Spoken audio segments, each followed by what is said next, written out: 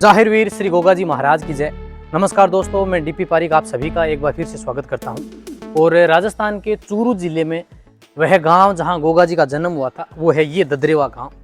गोगा जी की मैडी के दर्शन किए और अब हम आ गए हैं गोगा जी के गुरु श्री गोरखनाथ जी के तपोभूमि पर। जी हाँ साथियों, विक्रम संवत 1003 में जब गोगा जी का जन्म हुआ था तो कहते हैं कि माता बात्सल को गुरु गोरखनाथ जी के आशीर्वाद से ही गोगा जी का जन्म हुआ था। गुरु गोरखनाथ जी यहीं तपस्या किया करते थे।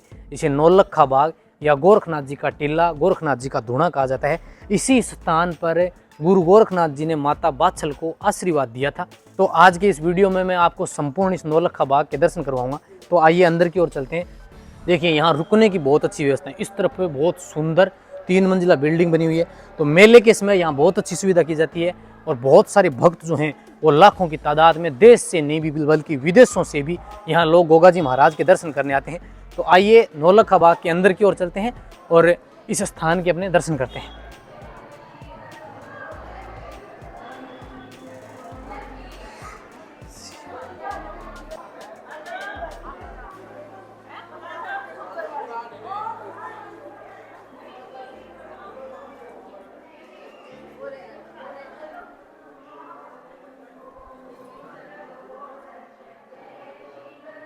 पहले मैं आपको यहाँ जो नवीन मंदिर बनाए गए उनके दर्शन करवाता हूँ।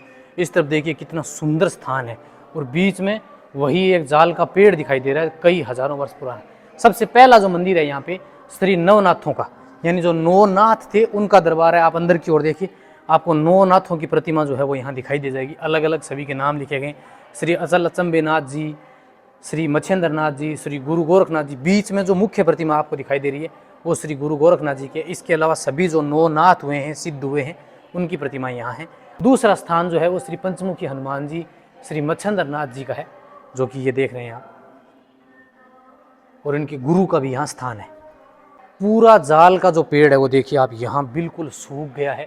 ऊपर की ओर का भी स्थान सूख गया है, लेकिन आप देखिए भक्तों के द्वारा पूरे पेड़ के ऊपर आपको तांती धागे वगैरह बांधे हुए दिखाई देंगे। ऐसा माना जाता है कि यहाँ अपने जीवन में कोई भी आपकी मन्नत हो, इच्छा हो, बांधने से, गोगा जी महाराज का नाम लेने से, गोरखनाथ जी के इस टीले पर गोरखनाथ जी के आशीर्वाद से वो मन्नत जो है वो पूरी होती है। तो आप जब भी कभी आते हैं तो इस स्थान के जरूर दर्शन कीजिए। देखिए पूरे स्थान के ऊपर, पूरे पेड़ के ऊपर आपको ये दिखाई दे जाएंगे।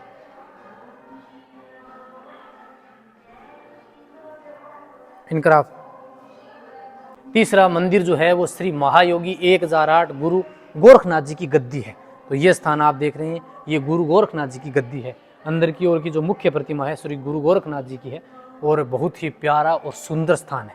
देखिए अंदर की ओर।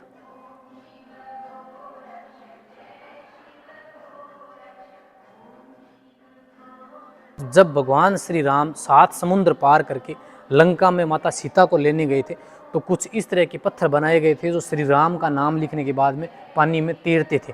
तो वो पत्थर भी यहाँ एक दर्शाए गए। ये श्री राम सेतु नाम का एक पत्थर है जो पानी में तैरता है। ऐसा मान्यता है कि ये जो पत्थर आपको दिखाई दे रहा है ये पानी के ऊपर तैरने वाला है। बिल्कुल सफेद संगमरमर में सफेद दिखाई दे रहा हो।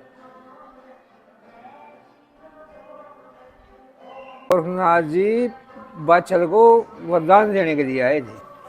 अच्छा, यहाँ पर हाँ, इधर आने के धुआं जमाया उसने। धुआं जमाया तो रात को कच्छल की बहन आएगी, छोटी कच्छल आएगी। अच्छा, वह सड़के रही, उसने वरदान दे दिया। तो वरदान दे के चले गए। फिर इसकी परीक्षा तो लेनी थी ना भैया, तो भक्त नहीं थी इसकी जी। फिर यो गया सिद्धमुख। हाँ, सिद्धमुख 15 किलोमीटर लगभग। हाँ, 25-30 किलोमीटर पड़ा है। अच्छा, वो सिद्धमुख जाकर फिर इस टाइम वरदान दिया। अच्छा, सिद्धमुख जाके माता बात्सल ने वरदान लिया, यहाँ तो कच्छल को दिया है। हाँ, अच्छा, सिद्धमुख में त्रिलोक का वो धुआं है उधर जी। जहाँ से मतलब वरदान गया था ना पताल में। हम्म। पताल लोक का धुआं है उधर। सुना जैसे मैडी में भी मैंने देखा कि यहाँ प्याज और दाल का भोग लगता है। दाल प्याज का भोग तो कर लगा। पहले पैदल का चलना था, साधन ना थे। हाँ समझा जी। तो पैदल का चलना था तो अपना दाल प्याज लेके चल जा करते। भी भूखा चसाया भी किताब ने बना के खा लिया, पेट भर गया। याड़ा आ गया, धोख मारता ही आ गया तो भाई कोई खाता और कोई भूखा तसा भाई उसका भी खुआ दिया, आप भी खा दिया, पेट भर। हाँ यो प्याज का था तो यो न्यू जी वैसे। समझा, ये साधन हो गया घर के। हाँ तो एक आगे गए। हाँ ये ले हर बगाजियाँ है ने दाल प्याज ने। अच्छा वो इस वजह से ये लगता है। हाँ वो भूखा तसा आया करता बेचारा यात्री, वो पैदल का चलना था अपना बना बनो रात में खा लेता, पेट भर जाता। तो अब महाराज जी जैसे ये युद्ध भूमि बताई जाती है आपके खुड़ी गांव में ये। वो उसका मन ज्ञान को।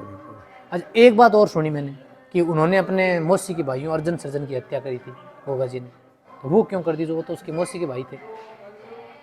तो मुझसे तो भाई थी, भाई न्यू बताओ ना, ये तेरे से बड़ा है तेरा भाई, और तेरी स्त्री को ऊपर हाथ रहा, तेरी उसकी गल क्या करेगा तू? वो तो सही।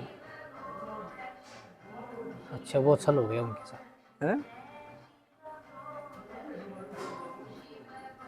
तेरे से बड़े हैं और वह जो अपना बोड़िया को पुरानी घास घेरेगा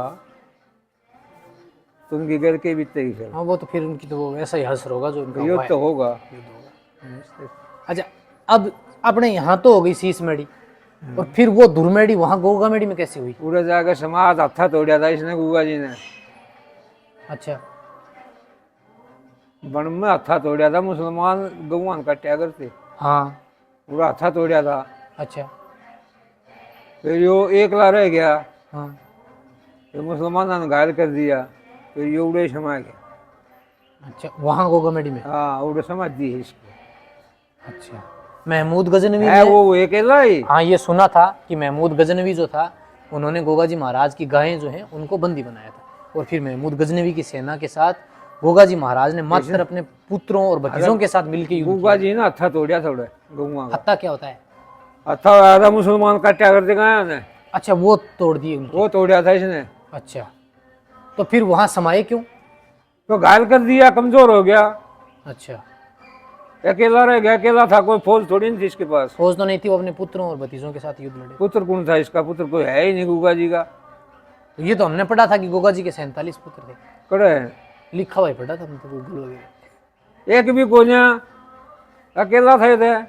अच्छा ये तो बादशाह में वरदान में मिल जाता। शादी गई हो, वह लड़ाई बन गई, इसकी मां ने कह दी कि बेटा मेरा था शक्ल मत दिखाइए, जना अपना मुझसे बेटा काट दिया। ये उस दिन घर से छोड़ी चाली पड़िया, चले गए। फिर यो सीरियल के पास रात में 12 बजे आया करता मिलने के लिए। बन रहे जब मेरा यो रह गया और वीडियो। अच्छा फिर मिलने आते थे? मिलने आते थे, फिर इसने उसने काचल ने दिखा दिया, उसने सीरियल ने बाचलता ही